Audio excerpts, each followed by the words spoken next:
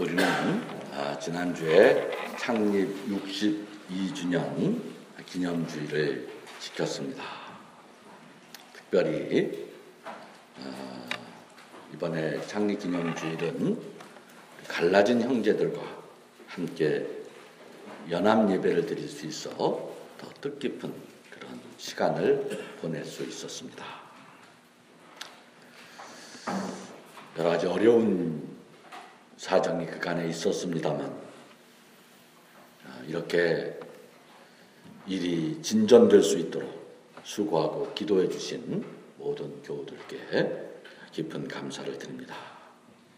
사실은 화해, 용서, 그것이 입술로 말하면 참 멋지고 그럴듯한 말입니다만 사실 그렇게 말처럼 쉬운 것은 아니겠죠. 과거의 그 지난한 갈등의 세월을 기억하는 분들 중에는 지금도 그 연합예배가 옳은 것이냐 하는 가슴 아리를 하는 분도 계실 겁니다. 그때 그 일을 생각하면 여전히 쓰리고 억울하고 답답한 심정을 풀 수가 없어 마음이 공중에 떠 있는 듯한 허공을 헤매는 분들도 계실 수 있을 겁니다. 우리는 어떻게든 하나가 되어야 한다는 어떤 당위라 그럴까? 그런 어떤 큰 주제 앞에서 그런 방향으로 갈 수밖에 없지만 정말 깊은 곳에서 용서가 되지 않는 그 심정은 누가 위로할 수 있을까? 그 마음은 누가 받아줄 수 있는 것일까?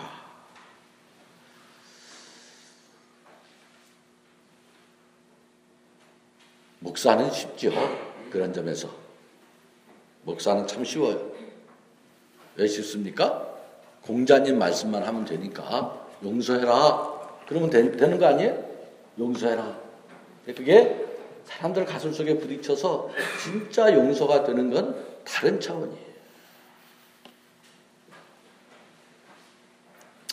다만 하나님께서 모든 것을 공평하게 하시고 모든 진실을 다 꿰뚫어 알고 계시는 그분께서 그 답답하고 아픈 마음들을 받아주실 것이다. 그렇게 믿고 기도할 수 있을 뿐이지요. 그렇게 지난주에 우리가 창립기념주일을 지키고 오늘은 성령 강림주일입니다. 지난주 교회 창립기념주일, 오늘 성령 강림주일. 우연의 일치처럼 보일 수 있지만 사실 깊은 눈으로 보면 이 둘은 서로 깊은 내적 연관을 가지고 있습니다. 왜냐하면 교회 창립 기념주일 그리고 성령 강림절 이 모두가 교회의 원자리, 교회의 출발의 의미를 묻고 있는 그런 날이기 때문입니다. 우리가 현상에 매몰돼서 진짜 종종 착각하고 등한시하고 있는 것들이 있어요. 우리가 그냥 이렇게 겉으로 드러나는 것으로 보면 교회가 주일날 되면 예수 믿는 사람들이 모여서 하나님을 예배하고 무슨 선한 일을 꿈꾸고 어떻게 하면 진짜 좋은 세상을 만들까 그런 것으로 사람들이 모이는 것 중으로 생각하기 쉽다는 거예요. 교회는 결코 그런 것이 아니에요. 교회는 그렇게 사람들에 의해서 세워지는 종교 단체가 아니에요. 교회가 만일 그런 곳이었다면 사실은 진즉에 이 역사 속에서 사라져 버렸을 것이에요. 그런 종교단체의 흥망성쇠는 역사상 얼마든지 있지 않습니까? 우리가 늘 경험해요. 교회는 그런 것이 아니에요. 교회는 사람들의 신앙심, 종교적인 결단, 그런 것에 의지해서 시작된 것도 아니고 지속될 수 있는 것도 아닌 거예요. 교회는 하나님의 영의 산물이고 하늘의 은총의 신비적 사건이에요. 우리가 이 사실을 쉽게 망각하고 착각하기 때문에 우리가 교회에 대해서 넘어지는 거예요. 오늘 우리가 함께 읽은 이 사도행전은 바로 이 사실을 증언하는 책이에요. 오늘 우리가 사도행전의 첫 부분을 읽었습니다만 사도행전이라는 책이 신약성서에서 유일한 역사서로서 교회가 어떻게 생겨났고 그 활동과 역사가 어떻게 진행되었는지 하는 것, 그 목적이 어디에 있는지 하는 걸 설명하고 있지 않습니까? 지금 부활하신 예수님이 승천할 때가 되었어요. 사람들이 모여요. 예사자리가 아니다. 직감했겠죠. 예수님이 하늘로 올라가신 자리니까. 그래서 자신들 가슴 깊은 곳에 있는 어떤 질문 하나를 예수님께 여쭈어요. 여러분, 그 질문이 무엇입니까? 예수님 이 땅에서 마지막 뵙게 되는 그 자리에 이것만은 꼭 풀고 가야 된다. 예수님 가시기 전에 하고 자신들 가슴속 깊은 곳에 있는 궁극적 질문, 그것이 무엇입니까? 그 뭐예요? 이스라엘 나라를 되찾아 주실 때가 바로 지금입니까? 그들 가슴 속에는 정치적인 비원이 있었다는 거예요. 그들 가슴 속에는 나라의 독립, 민족의 주권, 그들은 거기에 여전히 머물러 있었던 거예요. 그런데 예수님은 그 간절한 물음을 어떻게 합니까? 어떻게 합니까? 야, 그 심오한 물음을 물으면 어떡하냐, 뭐 이렇게 말씀. 제가 요즘 수요 성경 공부에 교인들에게 공부하는 게 있는데, 그거는 교회 와서 목사한테 무슨 물음을 물어야 구원 얻는가 하는 거예요. 그 결론은 뭐냐면, 교회 와서 목사님한테 물을 때는요, 쉬운 것만 물어봐야 돼요. 어려운 거 물어본 사람들은 다 그게 좋지 않습니다. 근데 예수님은요, 뭐라 그럽니까? 너희가 알 바 아니다. 그게 무슨 말이에요? 쓸데없는 거 묻지 마라. 조금 매몰차다 싶게 말씀하시면서 저 유명한 우리가 그리스도의 지상명령이라고 주일학교 때부터 들었던 1장 8절의 말씀을 마지막으로 주고 있는 거예요. 여러분, 예수님이 이 땅에서 마지막으로 우리에게 주신 말씀이에요. 일종의 뭡니까? 이런 거를 마지막으로 하는 말을 뭐라 그럽니까? 유언이라고 하잖아요. 유언. 근데 이건 조금 다른 유언이야. 유언은 죽을 때 하는 말인데 이거는 돌아가실 때 하신 말씀은 아니고 하늘에 오르시면서 마지막으로 하신 말씀이에요. 무슨 말씀 하셨습니까? 예수님 무슨 말씀 하셨어요? 마지막으로 우리에게 뭐라 그러셨습니까? 1장 8절 한번 같이 읽어볼까요? 한번 같이 읽어봅시다. 1장 8절입니다. 보아라. 이건 아니네.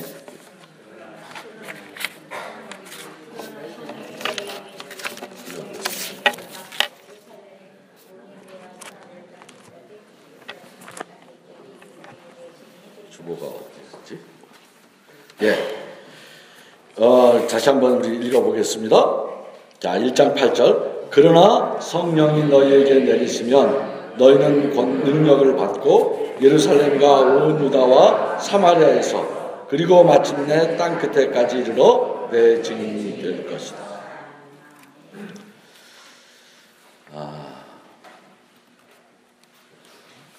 이게 무슨 말이에요? 이것도 사실은 역사적 비밀처럼 2000년간 이게 사실은 오해되어 왔어요.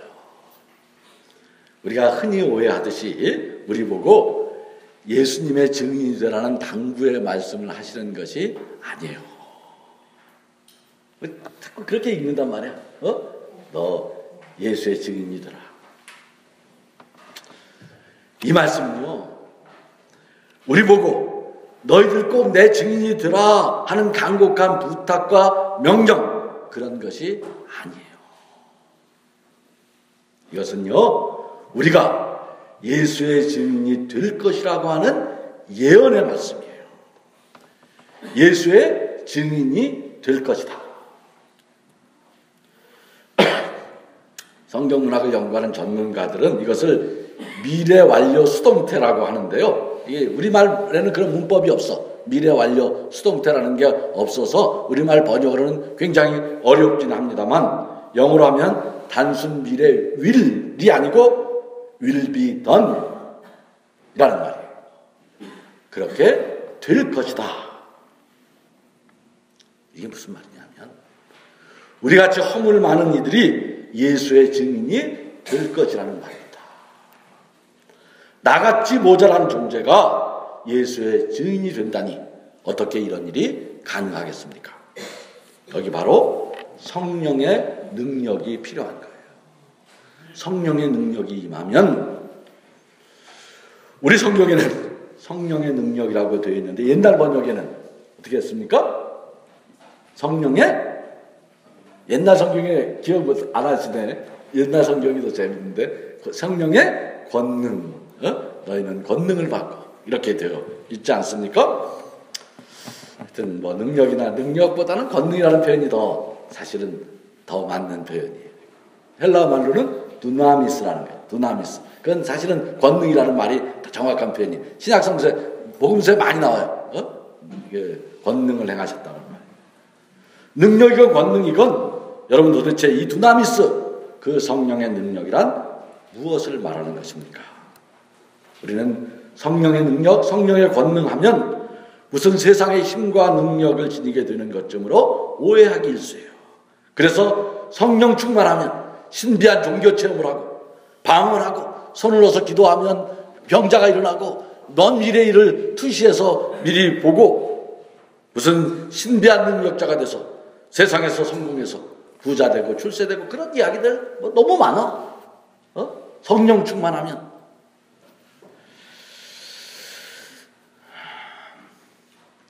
근데 그게 다 뭡니까? 그게 뭐예요? 그게 다 사기예요, 사기. 성령 충만하면 그런 게 아니에요.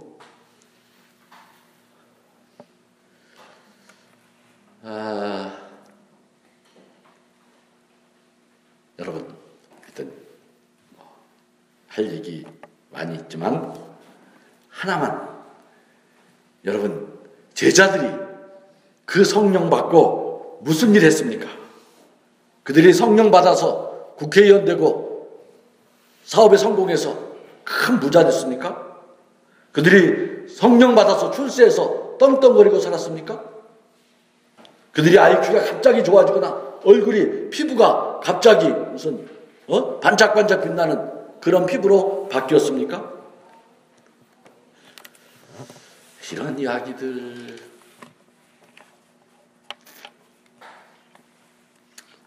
한국 교회에 이게 막 그냥 널브러져서 돌아다니는 거죠. 성령의 능력이란 결코 그런 것이 아니에요. 그것은 오직 예수의 증인이 되게 하는 능력, 그것은 바로 제자들, 그 무능하고 비겁하고 못난 것들 속에서 역사해서 그들로 하여금 온전히 그리스도의 증인이 되게 하는 변화를 이루어내는 능력이었다는 거예요. 못난 것들 아니었어요? 십자가 두렵다고 도망하고 부정하고 배신했던 저들이 아니었습니까? 세상 사람들이 다 아는 이야기예요. 저런 것들이 무슨 예수 믿는 것들이냐, 비아냥 소리가 들리지 않습니까? 아니, 세상이 뭐라 하기 전에 나 스스로 나를 잘 알아.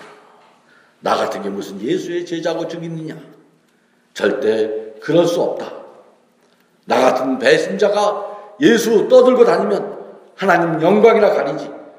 그런 절망과 탄식이 내 안에 있지 않습니까? 그런데 저들이 성령의 능력을 힘입자 무슨 일이 벌어졌습니까? 저들이 예수를 전했고 그 결과 교회가 생겨난 것입니다. 사도행전이라는 책은 이 사실을 증언하는 책이에요.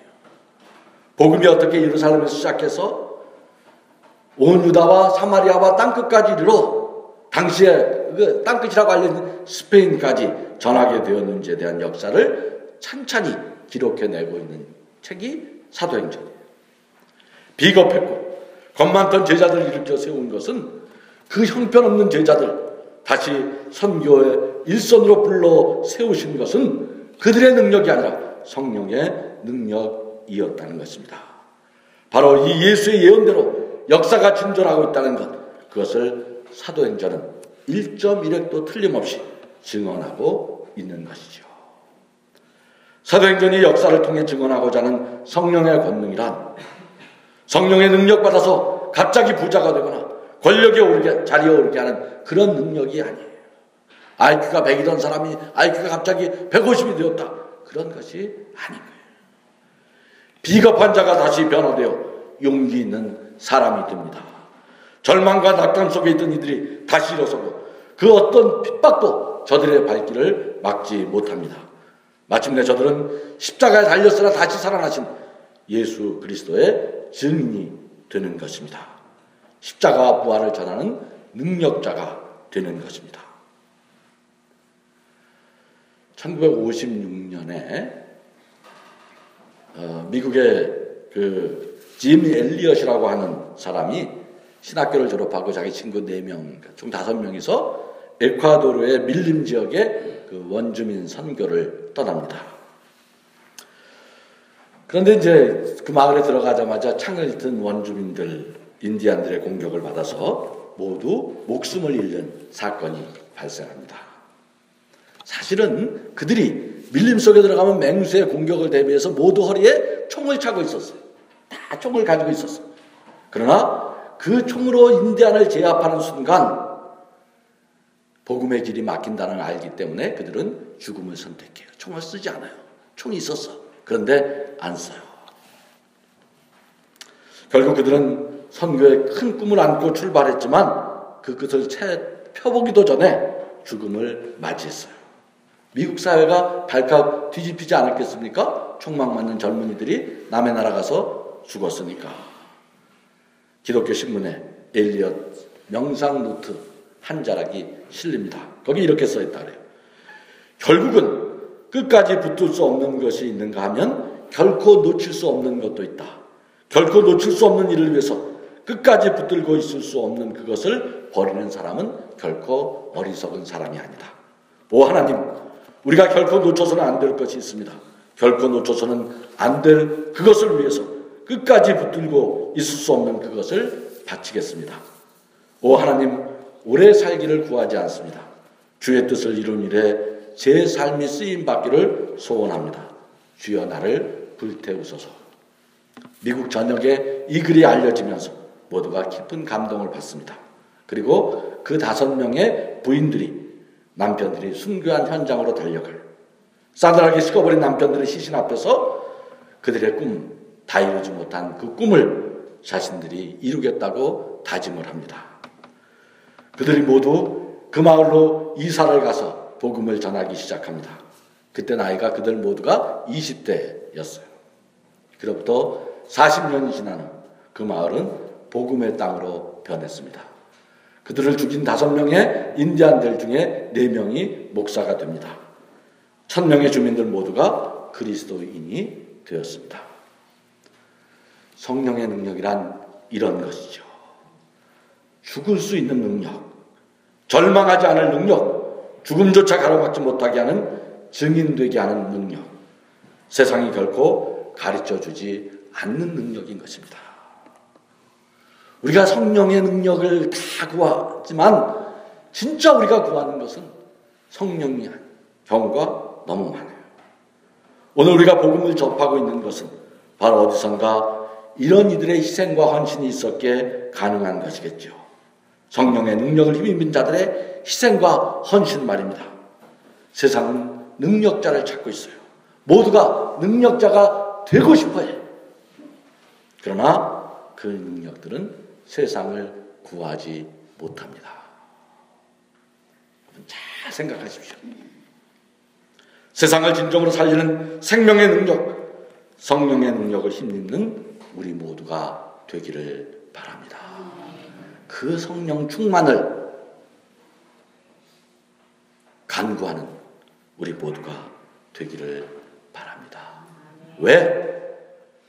세상에 어떤 출중한 능력도 세상을 구할 수는 없는 것이기 때문에 그런 거예요.